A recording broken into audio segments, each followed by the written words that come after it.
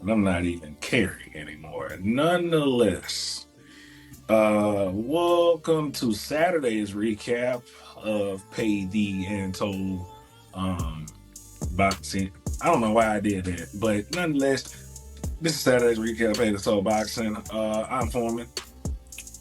When we add a word in there. I don't know. Pay the and Told. I don't know, bro. I just decided to add a word today. Is how it is. All right, so we're recapping Ladies' Night last night. Nonetheless, at no point in time, shout out to Jake Paul. Let's get that most valuable promotions in them. Shout out to them for getting these fights done, for sure. Shout out to all of the ladies that participated last night in the historic cards, for sure, on Netflix. Shout out to Netflix for being the platform to propel women's boxing as they did last night. Nobody underperformed or the fights didn't turn lackluster at no point, which is what we've always said as it relates to women's boxing. You want to see some hands being thrown? Go watch them ladies if that's all you want to see. What was your takeaway from last night before we get into each fights that we're going to discuss? Good night. They all performed well. I think the main event wasn't what people thought it was gonna be, but the rest of the fights, they pretty much delivered. Like you said, shout out to Jake Paul for using his platform to promote the women's side of boxing. I think there's been a problem in boxing that we won't get into. A lot of promoters want to Yeah, promote. that's a whole nother issue we can talk about. Yeah, so just him using this platform to get these ladies the spotlight on women's boxing and growing the sport is a good thing. Yeah, fantastic. It was, man. It really was. Could go into the two. There was one rivalry last night. Ramla Ali did get a free victory last night. My God, she got one against Lily Furtado, which literally nobody thought Ramla Ali won that fight. Uh, I'm mad at the in-ring announcer because you don't say that. That's the only thing about it. You can be right all day, but sometimes that's not the moment to say that, bro. Or even say that. Um, Anyways, so Chantel Cameron, Jessica Kamara, that was a banger of a fight for sure. Chantel came out with the victory against the tough veteran in Kamara. That was just a fantastic fight to run through. I don't think neither one of us kind of knew who was going to win that fight, on purpose, because it could have went and it did go back and forth. That's the thing about it. Everybody had their moments in that. Um, Sugar needs Sharika Johnson and Sharita Metcalf. Stoppage of the night. Yeah, What did you see there what would you see that from Johnson that contributed? Now, what did you think about the stoppage from the ref? uh, To me, that wasn't a good moment to stop the fight. It's after the round, the bell is already rang, the fight is up on the line. What are you doing? And the reason you give it is because, I just didn't like the way she took punches. Bro, do that in the middle of the round. Don't do it right. after she got off the break, bro. Like, come on. It's always it's hard to say something like against the ref sometimes because he's sitting literally right there watching and looking at the fighter. Did I think it was a great spot? No. But I think he could have already did it. So Yeah, yeah, it is what it is. It is what it is.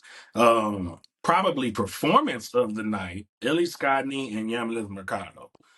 Ellie looked like a version of Keith Thurman dancing around that ring, choosing those spots, shuffling around, and choosing where she wanted to throw those punches. I think that might have been performance of the night to me. I agree. Somebody had to get licked back from England because Mexico been whooping England ass here lately. Man, and then the fight of the night for sure. Shadasia Green and Savannah Marshall. What you got? Green was patient. She stayed in her pocket. Um, Marshall was trying to use her quickness and get in and out, but eventually Green caught her and she started throwing bombs at her. She slow picked it. Slow picked it for sure. So I agree with the decision. It was a close fight, but I think Green ended up getting the nod. So Tom Taylor inserted himself in the fight after an early round two warning and then taking a point away from Shadasia Green. Did you think that point was warranted from where he took it at in round five? no. I didn't think so either, because the same kind of holding was still going on from Savannah at the same time. So, giving Shadasia a warning around two sends a bad taste to a lot of people's brains. It's like, bro, are you trying to take the fight from her already, or like, are you gonna let these women actually fight? Um, that was my thing. I didn't think Tom should introduce himself to the fight like that at all. But It it's still boxing at the end of the day. correct, Heard biased commentary. You heard the in ring announcer say that shit. You see the judges doing some questionable stuff. It's still boxing at it the end. is. That's why you just watch your shit on mute sometimes. I don't know why I had it on. That's why I'm supposed to watch fights on mute. This is exactly why I don't watch fights with people, because I'm gonna watch it on mute. And that's really all that matters. The co-main event, Alicia Baumgartner and Jennifer Miranda. Boy, that turned out supremely more interesting than I think that we all could have banged for, stylistically. Oh, for me, Alicia, yes, shaking off ring rust, but she did not do a lot of listening either from what Derek James was in the corner trying to get her to execute from what he saw even early from round one. Um, what else did you notice about Alicia's performance? Um, like you said, she didn't listen. Even if Derek said some of the stuff I'm about to say, I don't know if she would have followed suit. I think she would have benefited from fighting off her back foot and letting Miranda come to her. It's similar to the style that Katie Taylor used against Serrano. Alicia is always, well, not always, but most of the time she's gonna have a hand speed advantage. She could have been using that and counter punching. Instead, she was more on the front foot, applying pressure, and she would end up getting countered. I would have kind of sit back and let Miranda come to me and countered off of that, and then Yeah. switched up. I'm not saying the whole fight, but I think at points she should have laid back and let her come to her, and then switched it up and kept switching. She was more so the same style the whole entire fight, so it made it tough. Yeah, I think so as well. I think that that's spot on, actually. Um, if she would have stayed low, dipped up under it more than Jazz, because my assessment pre-fight was right. Hey, Miranda's gonna throw these punches straight. She's a precise puncher, and she was catching Alicia dead in the middle of those punches every time Alicia would try to come in with the right hand. Specifically, Alicia was trying to bomb her with something heavy instead of trying to set something up. Now, Alicia did bomb her heavy with a couple right hands to the body that did get there very well. But Miranda was on game to counter. She was throwing good, quick little check hooks because Alicia's head was up. She found different pockets, and she proved why she was is a good fighter from Spain and was undefeated to that point. So I think uh, along with Alicia choosing the wrong game plan, Miranda maybe having a good one as well, maybe the talent execution, Hmm. that was a good way for Alicia, probably a reality check, like, "Ooh, the ring rust is real," because you only got 3 rounds in your last fight, and then you just had to go tooth and nail right here to keep your belt in this one. So, good job of shaking off the ring rust. The main event, the trilogy, even though the two before it, sure, maybe, but the third one, we got the final answer. And nobody questioned this final answer, not one bit. Nope. Um, Katie Taylor goes 3-0 versus Amanda Serrano. Perfect. I mean, Game plan by Katie was perfect. sometimes a fighter just has your number.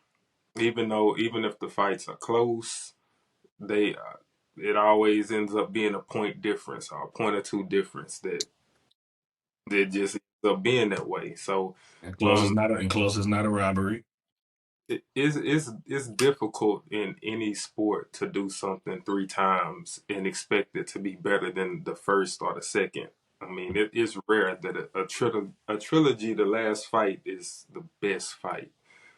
Especially after you've been in there. For those ladies that were in there already 20 rounds in, know each other, know the speed, know the power, pretty much know the game plan, know the flaws, know the what they do well. So it's like they already knew each other very well. So that's why you saw, and I tweeted, I was like, the round one was a filler round to me.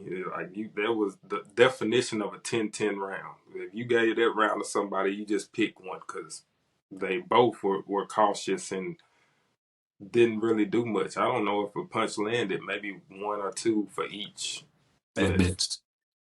but for it to be around like that, you see how important the fight was to both of them. Neither one wanted to make a mistake. Both of them wanted to be patient. Both of them wanted to show changes in their game plan. So Yeah, it was. it was. It went how it went. With that being over with and done with on a big night, huge, magnificent night for women's boxing, where does either one of these women go? Uh, I don't know what Katie does. She's 39 now. Yeah, she can retire, call it a day. Retirement is on the table for her. So I maybe retire. Maybe she wants to fight again. That's completely up to her. Far as Amanda can still do what she wants. Outside of Clarissa Shields, Amanda is probably the second biggest name in boxing. In some circles, she probably is. Probably is the biggest. You know, those two right there were probably 1 and 2, depending on, like you said, depending on circles of boxing that you in. You got those three, and two of those three had a fight 3 times. And so Amanda can do what she wants. She can fight who she wants. She'll be the main event on whatever card she's on. She has a big following from Puerto Rico, so that bodes well. She can fight in New York. She can fight in Texas if she wants. She can fight in Cali. I mean, she can fight in Puerto Rico if they allow it again. So she Whose can. world is this? The world is mine. World is this? Well, I mean, it is what it is. Both of those women, but that's what it's supposed to be like when you got two greats fighting each other. You go do what you. Hey, it happened. Y'all didn't make it. It is what it is. Go do whatever you want, man. Uh, please don't make it a fourth one. That's all I gotta say. Nah, Katie said that's out the window. That ain't happening. That's it. I don't care how much. I don't care how much money somebody throws at either one of y'all. Don't do it, please. That's all I ask.